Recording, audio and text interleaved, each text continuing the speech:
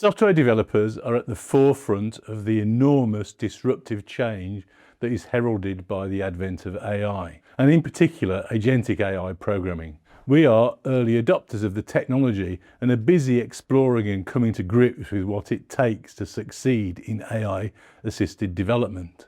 My own view is that AI changes some of the detail of what we do day to day, but also refocuses us on even more strongly on what has always been important to our role as explorers of problems and builders of understanding of these problems, and then as a result creating software to address them. This was always the difficult part, and it still is. AI doesn't help us very much with this part of the exploration.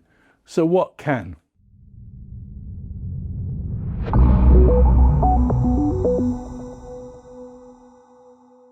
Welcome to the Modern Software Engineering channel. My name is Dave Farley, and if this is your first time here, I'm pleased to see you. If you enjoy the content today, please do hit like, and if you really enjoy it, hit subscribe as well. In this second episode of our AI briefing series, we will discuss what I think is probably the strongest candidate for the next generation of programming language. And yes, it is human natural language, but it's a bit more structured than that too. I have two guests today from two different organizations. Both of them are trying to use the same technique, inspired by some of my work on acceptance test-driven development. This episode is brought to you by sponsors Equal Experts, Transfic and Octopus Deploy, and through the support of our Patreon members. We'd like to thank all of them for their ongoing support. Our sponsors offer products and services that are extremely well aligned with the topics that we discuss here every week. So if you're looking for excellence in continuous delivery and software engineering in general, please do check out their links in the description below to this video. I've spoken about the use of acceptance test-driven development before and outlined my approach in this video. My guests today are Stefan Ellersdorfer, who works for an Austrian engineering consultancy called Smarter Software, who offer consultancy services and build systems for customers in a wide range of different industries. Stefan is also the author of the book The Effective Software Engineer, and is a fan of my approach to acceptance test-driven development and behavior-driven development. He and his teams have been using acceptance test-driven development with agentic AI programming assistants to develop real systems for their customers for some time now. My second guest is Christian Gesell, who works for Rohde & Schwarz. Rohde & Schwarz are a German telecoms company, and Christian is Director of Continuous Delivery Platform and Testing, working on testing and measurement systems for the telecommunications industry. Christian helps teams to adopt the practice of continuous delivery to improve the speed and quality of their work. Christian and his colleagues work on some pretty technical software, analysing and testing telecom systems. He's also an adoptee of acceptance test-driven development, and specifically ATDD as an effective way of driving agentic AI development. Let's start with Stefan. He starts by pointing out the problem inherent in the development using AI, the lack of determinism, and points out how ATDD helps us to alleviate this problem by focusing on precise, verifiable outcomes in the form of executable specifications. The outcome you want to achieve is not part of any reasoning. That's deterministic, and it stays stable. Yes. Over the time. It's part of the version control. So even though you experiment with different approaches how to implement that, it remains the truth.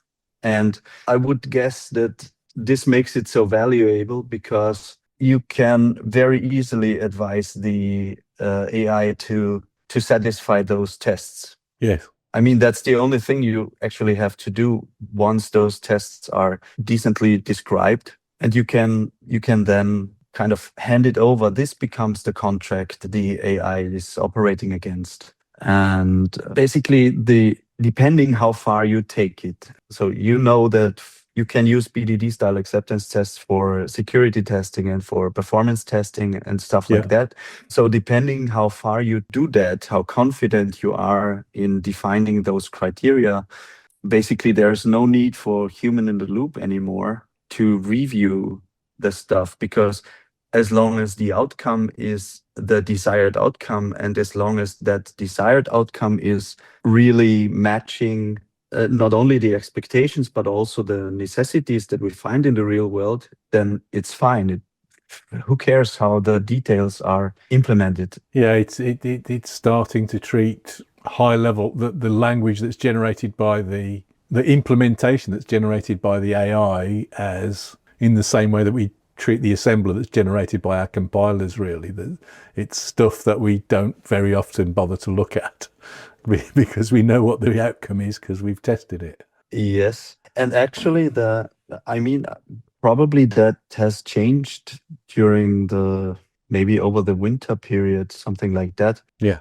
Even though there's no human in the loop needed, I'm a software engineer, and I like to see what's created. Yeah. So the code that is created is generally really good. Yes. Sometimes there are funny things inside, but that's not more funny than I know it from myself or from colleagues.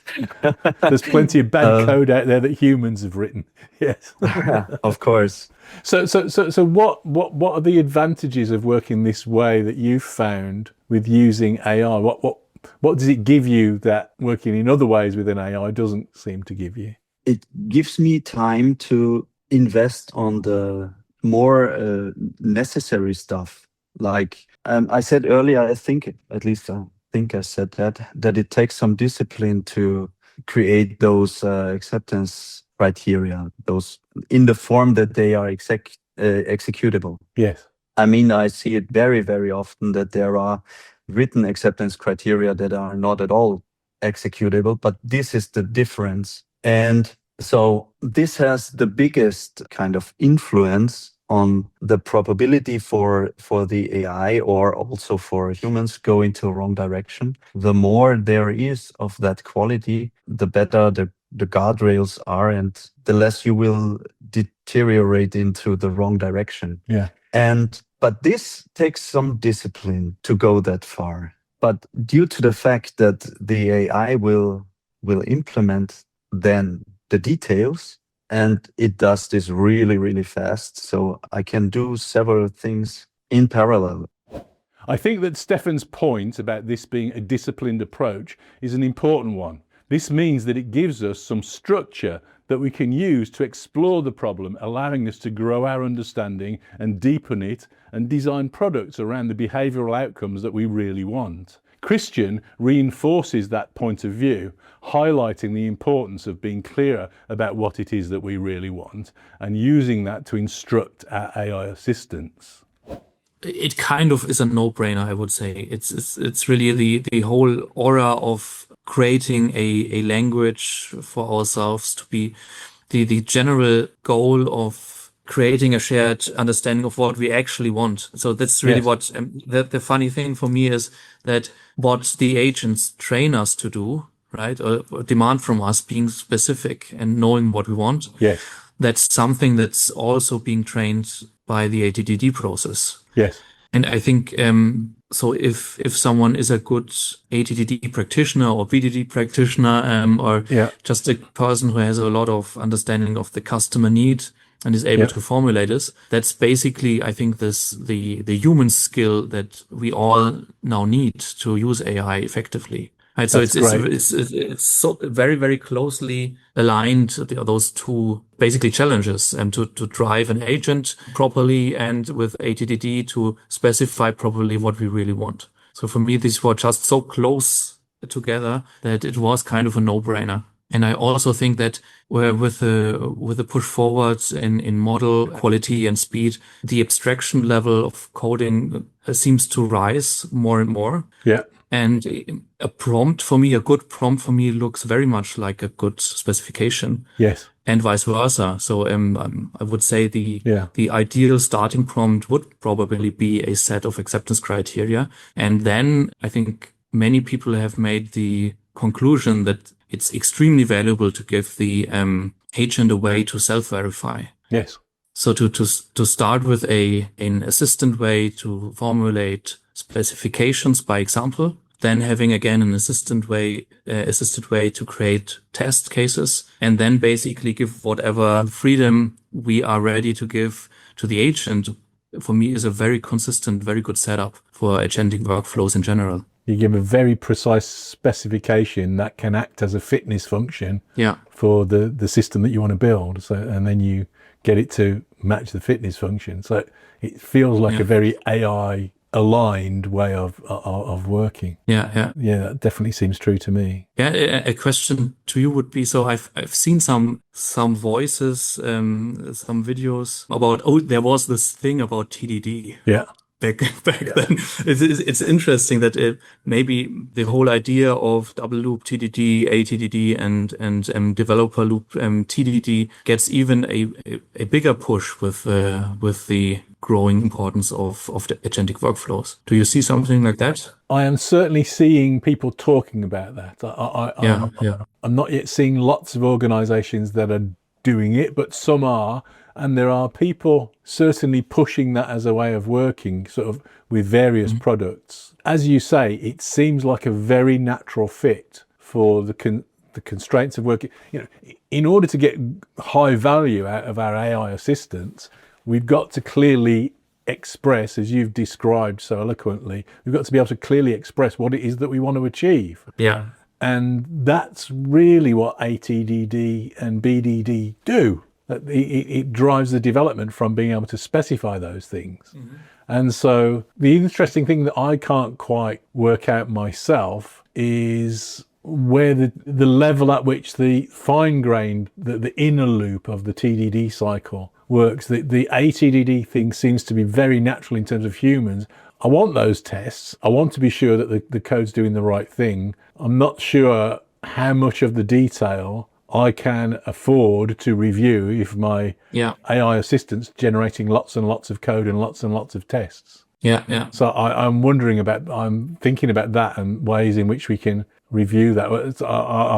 We were speaking a little beforehand, but we've come up with a recent thing that I'm wondering about using in my own AI assisted development. Somebody else came up with something that they called the Farley index, a way of scoring tests, automated tests, based on some properties that I spoke about of good tests. And it gives really good advice. So it makes a really nice coaching tool to score your tests and then say, well, it would be better if it was like this. So you could increase, the atomicity if you did this or whatever else, and so on. It kind of analyzes them from a range of different perspectives.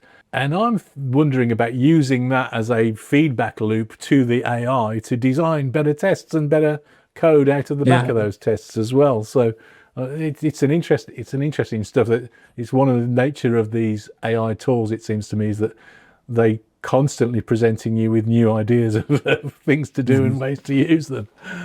Yeah, I think we especially with the switch from pure deep learning and so these kind of tools that just give an answer, to having the basically this more suitable for human interface to just see the thinking. I think that prompts a lot of hope and a lot of creativity. And where basically everyone at least could imagine to change the behavior of such an agent, right? It's just a text file in the end. Yeah. One of the early experiments I did was just just to start with, and just starting a little project, and I actually did put in ATDD from the start. So as a part of the agent MD. And it was really nice to see, okay, where I would ask for a feature, and the agent then would just start thinking and say, okay, I will now create an acceptance test for that and run it, and it fails, and this is exactly what I expected. Yeah. So it's very nice to have this just as part of the process and basically raising the level of thinking one level up. I like Christian's analysis of the human skills that we need to work with AI. We need to be able to think clearly about what it is that we want, but also we need to be able to clearly communicate this in ways that inform the AI and tell it what success looks like. Programming becomes defining in some detail the behavioral acceptance criteria for our system and using those things as a kind of fitness function that our AI assistants can iterate towards solving. I also like this point about how when we work this way, we are genuinely raising the level of abstraction of programming. These behavioral specifications are a form of program that clearly specify our intent. We also touch on another big idea that I think is very important and central to the current thinking of the practitioners who seem to me to be doing rather well in their use of AI. This is, we want our AI assistants to be better informed and more opinionated about what good practice really looks like. I want my AI assistant to work in smaller steps, running tests after each one. I want them to be practicing test-driven development as red-green refactor. And I want them to be building more modular systems so that the parts can be tested and confirmed in isolation from one another to some degree, as well as systems that I can test more holistically via acceptance tests. My company is working more on all of these things. If you'd like to learn more about how to adopt acceptance test-driven development and what seems to all of us like the best way to instruct an AI coding agent, then do check out my training courses on these topics. In addition to that, we're also working on a new ATDD skill to give to your agentic assistant that will accompany our ATDD training courses. We will make this new skill available to anyone who has bought an ATDD course as soon as it's ready. If you'd like to try the Farley index skill that I also mentioned during this index, do check out the links in the description below, where you'll find links to our ATDD courses too. Thank you very much for watching all the way to the end. Thanks too to our patrons for their ongoing support, and thanks as ever to our sponsors. Without all of those people, these videos wouldn't be possible. Thank you.